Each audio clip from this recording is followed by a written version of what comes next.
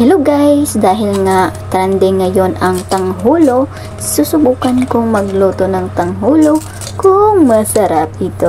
So yan guys, natatakam ako dito sa tanghulong ito kasi ang sarap. So may binili pala ako dito na cherry, tomato at saka grapes. Yung grapes yan guys, kaya siya medyo parang malapit na siyang masira kasi na yan, gabi ko na yan binili at saka mura na yan pagbili ko, mga $10 na yan isang basket.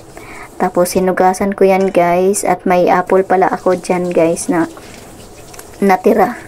So hinugasan ko muna ang mga prutas at i-dry natin, punasan natin at i-dry bago natin lutuin ang ating mga prutas. So hiniwa ko pala yung apple dyan at kalahati lang ginamit ko para hindi naman masayang.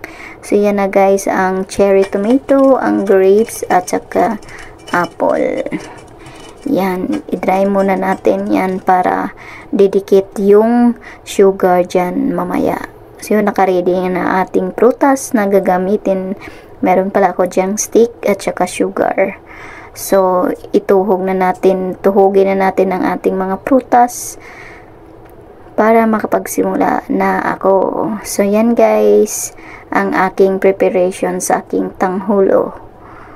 So, dahil trending nga itong tanghulo guys, itatry ko ito kung ano ba talaga ang kalalabasan at kung masarap ba ito. So, yan na guys ang aking nagawa. 6 na piraso ang nagawa ko guys. So naglagay pala ako dyan ng 1 cup na white sugar at saka 1/2 cup na tubig. At nag-prepare na din ako dyan ng ice. Nilagyan ko na yan ng tubig para dyan natin ilagay yung prutas mamaya pagkatapos natin lagyan ng sugar. So pakaluin lang pala natin yung sugar at pagkatapos kung medyo na brown color na siya yung ating sugar, ilagay na natin yung ating mga prutas. Ganyan. Sundin nyo lang ang aking ginagawa guys. Parang alam niyo na naman to guys, na nakikita niyo naman ito sa Facebook kung paano ginawa. So ulitin lang natin ang procedure hanggang sa matapos natin gawin sa lahat ng prutas. So yan, tapos ilagay natin sa malamig na tubig.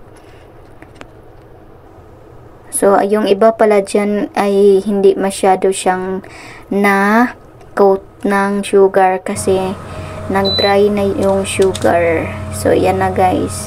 Titikman ko na ang aking tanghulo na ginawa. Yan, pakinggan nyo na, napakalutong talaga ang tanghulo. Para siyang, lasa siyang balikot siya. Alam niyo yung balikot siya guys, yung matamis na candy, tira-tira. Yan, para siyang ganun katamis. Pero kung hindi niyo gusto yung matamis, wag na lang kayong gumawa. Basta matamis na matamis siya guys.